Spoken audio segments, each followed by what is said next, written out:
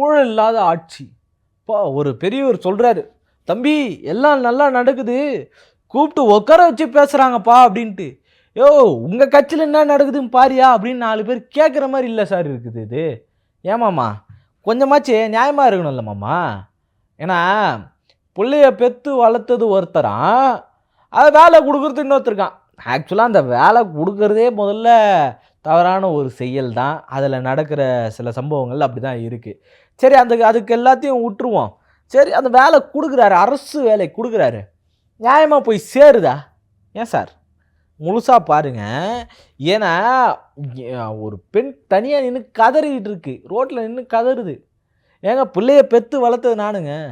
சனூஜ் person அப்படின்ற ஒரு பையன் அந்த கூட்டத்தில் இறந்துருக்கா. அப்படி கிட்டத்தட்ட ஸ்கூல் படிக்கிற பையன் தான் அவன். ஸ்கூல் படிக்கிற பையன் இறந்துருக்கான். அவனை யார் கூட்டின்னு போனது? அந்த அம்மாவை பொழக்கணும் அப்படின்னு யோசிக்காதீங்க.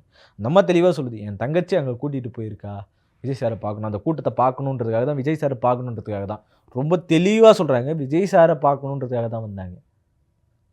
விஜய் பேச்சை கேட்கணும்னு கிடையாது, விஜய் சாரை பார்க்கணும், அவ்வளோதான் அவங்களுக்கு இருக்கிறது. இப்போ அந்த மென்டாலிட்டி என்னன்றது தெரியும். சரி நம்ம அது எல்லாத்தையும் விட்டுருவோம். இன்னொரு பக்கம் முழுக்க விஜய் சாரை பார்க்கணும் அப்படின்னு வந்த இவங்க வந்த இடத்துல அப்படி ஒரு துயர சம்பவம் நடந்துருச்சு. இதுக்கு முன்னாடியே நிவாரண நிதி கொடுக்கறதுல இது ஒரு பெரிய சர்ச்சையாச்சு.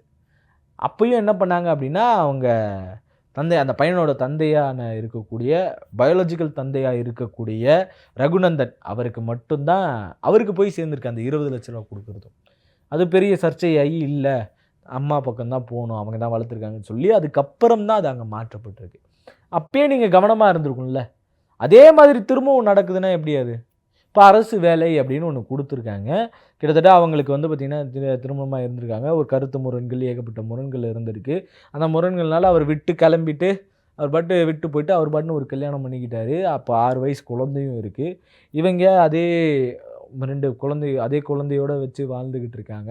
அந்த குழந்தையோடு வாழ்ந்துக்கிட்டு இருக்கும்போதே என்ன ஆகுதுன்னா, கொஞ்சம் காலப்போக்கில் திருமணம் பண்ணிக்கன்னு எல்லாருக்கும் கூட கட்டாயப்படுத்தி திரும்பவும் அவங்க கல்யாணம் அப்படின்னு இப்போ தான் சமீபத்தில் பண்ணியிருக்காங்க. அந்த நேரத்தில் தான் இப்படி ஒரு துயரமான சம்பவம் நடந்திருக்கு. இந்த சம்பவம் நடந்தது அப்புறம் இதை பெரிய சோகத்தில் அவங்கள ஆழ்த்தியிருக்காங்க. இவங்க வேலை கேட்டிருக்காங்க, வேலை கொடுக்குறதா சொல்லியிருக்காங்களே, ஏதாச்சும் எங்களுக்கு கொடுங்க, நாங்கள் பொழைச்சிக்கிறோம், ஆல்ரெடி அவர் விட்டு போயிட்டார், எங்களுக்கு என்ன பண்ணுறது வழி தெரில அப்படின்னு சொல்லி அந்த மாதிரி கேட்டப்போ சரி அவங்க கொடுக்குறேன்ற அந்த அறிவிப்பு வந்தப்போ கேட்டப்போ வக்கீல் நோட்டீஸ்லாம் வேணும்னு சொல்லி அவங்கள அங்கேயே நிறுத்திட்டு இருக்காங்க. அப்படி வக்கீல் நோட்டீஸ்லாம் கேட்டவங்க இப்போது அவர் உள்ளே இருக்கார். ரகுநந்தன் அவர்கள் வந்து பார்த்திங்கன்னா வேலை கொடுக்குற இடத்துல, வேலை வாங்குகிற இடத்துல இருக்கார். வேலை கொடுக்குறாங்கல்ல, அந்த அரசாணை வழங்குறாங்கல்ல, அந்த இடத்துல அவர் இருக்கார். இந்த அம்மாவுக்கு ஒரே சாக்கு. எப்பா எல்லாத்தையும் நியாயமாக பண்ணுறேன்னு சொன்னீங்களே, இதுதான் உங்கள் நியாயமா? பிள்ளைய பெற்று வளர்த்தது நான், கொஞ்சோண்டு நீதி இருக்கா, ஒரு நியாயம் வேணாமா அப்படின்னு அந்த அம்மா கதறுது.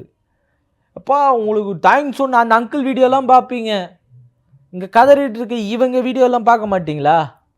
நியாயமா இல்லையா? எப்படி எனக்கு புரியலையே, இங்கே இருக்கிற எந்த மக்களுக்குமே புரியலையே.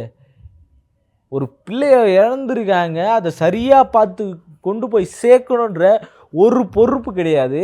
நம்ம ஓப்பனாக கேட்குது, என்ன காசு வாங்கிட்டீங்களா, அவரே கொண்டு போகிறீங்க, இதுக்கு முன்னாடி அப்படி தானே பண்ணீங்க, இப்போ இப்பயும் அதே மாதிரி பண்ணுறீங்க, எப்படி அது ஏற்றுக்க முடியும்? கொஞ்சம் கூட சரியில்லையே நீங்கள் பண்ணுறதில்ல. 31 பேருக்கு மட்டும்தான் வந்து 31 பேர் மட்டும்தான் தகுதி வாய்ந்தவங்களாக இருக்காங்க. அதில் 5 பேர் 36 பேர் தகுதி வாய்ந்தவங்க, அதில் 31 பேர் வாங்கிக்கிறேன்னு சொல்லிட்டாங்க. மீதி 5 பேர் வந்து எங்களுக்கு வேணாம்ப்பா, இதெல்லாம் எந்த கருமே எங்களுக்கு தேவையில்ல, எங்கள் பிள்ளையா போச்சு, இதுக்கு மேலே எதுக்கு அப்படின்ட்டு அவங்க ஒரு பக்கம். இன்னொரு பக்கம் 30 பேருக்கு அரசு வேலை கொடுத்துருக்காங்க. அதில் ஒருத்தருக்கு மட்டும் 10 லட்ச ரூபா நிதி கொடுத்துருக்காங்க, நிவாரண நிதி மாதிரி கொடுத்துருக்காங்க. இதுக்கு முன்னாடியே கொடுத்துருக்கு, திரும்பவும் கொடுக்கப்பட்டிருக்கு. இதெல்லாம் எந்த அடிப்படையில் கொடுத்துருக்காங்கிறதெல்லாம் நம்ம இதுக்கு முன்னாடி வீடியோஸ் போட்டிருப்போம், அதில் பார்த்துருப்பீங்க. பல பேர் பேசிட்டாங்க. நம்ம அது எல்லாத்தையும் விட்டுருவோம்.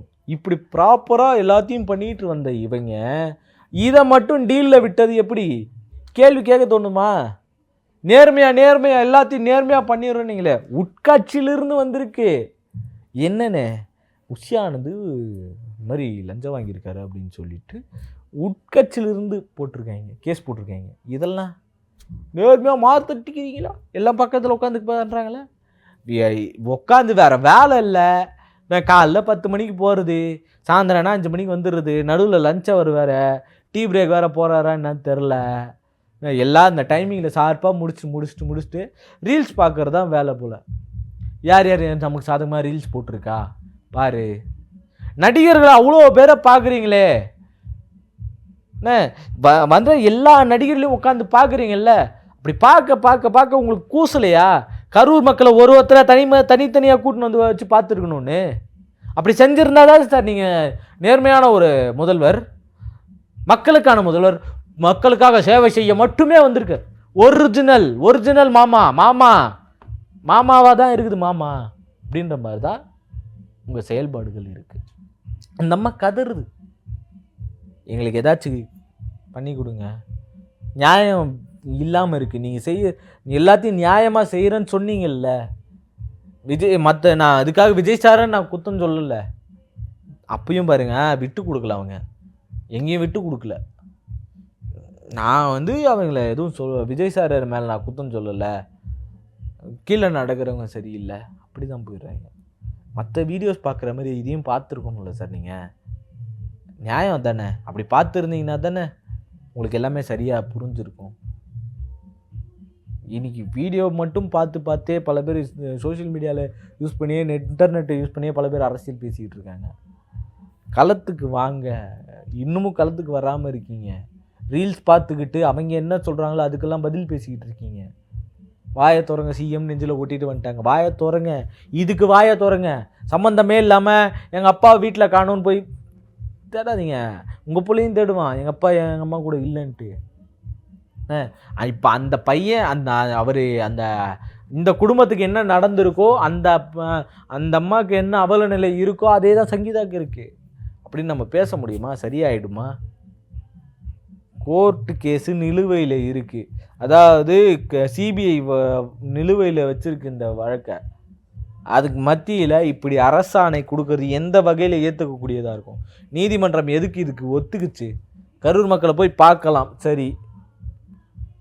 கரூர் மக்களுக்கு வேலை வாய்ப்பு கொடுக்கறதுன்றது என்ன சாட்சியங்களை கலைக்கிற மாதிரியான ஒரு செயல் தானே இது. என்ன நடந்துச்சு அங்கே சொல்லப்போ இவங்க எல்லோரும் விஜய் சார் நல்லவர் தான் சார், அவர் பார்க்க வந்தார் சார், இதுதான் சார் நடந்துச்சு, இவங்க ஆம்புலன்ஸ் விட்டாங்க சார்னு இப்போ அவங்க மாற்றுவாங்க.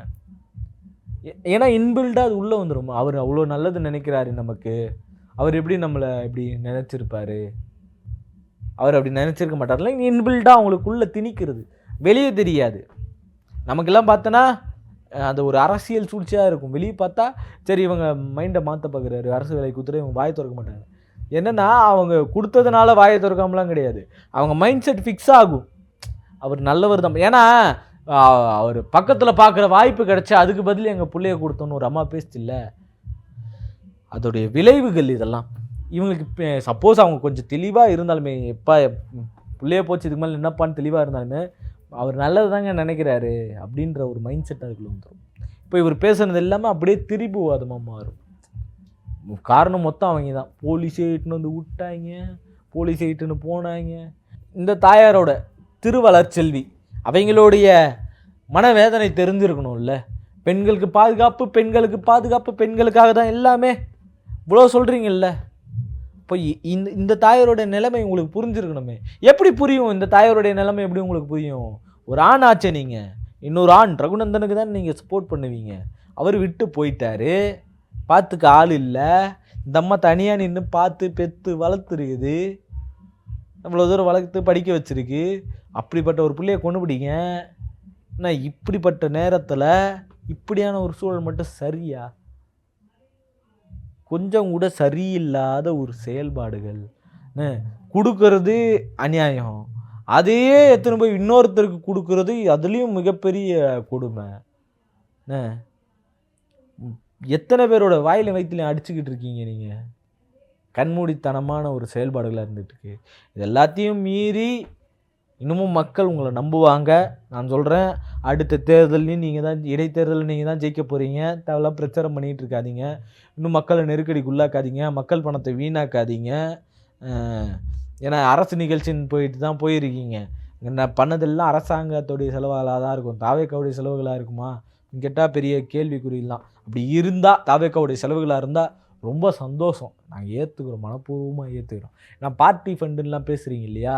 எந்த பார்ட்டின்னு நீங்கள் உள்ளே சொல்ல வேணாம். அவங்க வெளியே கிளம்பிட்டாங்கப்பா, இதோ ப்ரெஸ் மீட்டில் கொடுக்குறேன் அப்படின்ட்டு ப்ரெஸ் மீட்டில் வந்து பேசியிருக்கணும். கரூர் மக்களை பற்றியாச்சும் நீங்கள் ப்ரெஸ் மீட்டில் பேசியிருக்கணும். இல்லை ஏதாச்சும் ஒரு ப்ரெஸ்ஸில் பேசி இருந்தீங்கன்னா நீங்கள் ஏன்னா எதிர்த்து கேள்வி வைப்பாங்க. எதிர்த்து கேள்வி வைக்கிறதுக்கு நீங்கள் பதில் சொல்லியே ஆகணும். மக்கள் மத்தியிலிருந்து கேள்விகள் வருது, அந்த கேள்விக்கு நீங்கள் பதில் சொல்லியே ஆகணும். அப்படி பதில் பேசுகிறீங்க. அடுத்து 224 தொகுதியில் 34 மாற்றிட்டேன்பா, 234 தொகுதியிலையும் நீங்கள் தான். யாருமே அதை தடுக்க போகிறதில்ல. மக்கள் அவ்வளோ பிளைண்டாக நம்புவாங்க எல்லாரையும். நான் சொல்கிறேன், அவ்வளோ பிளைண்டாக நம்புவாங்க. நீங்கள் கரூர் விஷயத்தை பற்றி மட்டுமே வந்து ப்ரெஸ் மீட்டு கொடுங்க, பார்த்துக்கலாம். வேறு எதையும் பேச வேண்டாம். கரூர் பிரச்சனையை மட்டுமே வச்சுட்டு ப்ரெஸ் மீட் பண்ணிடுங்க, அப்புறம் பார்த்துக்கலாம். ஏதோ என்னால் முடிஞ்சதை உங்கள்கிட்ட ஆதங்கத்தை கொட்டியிருக்கேன்.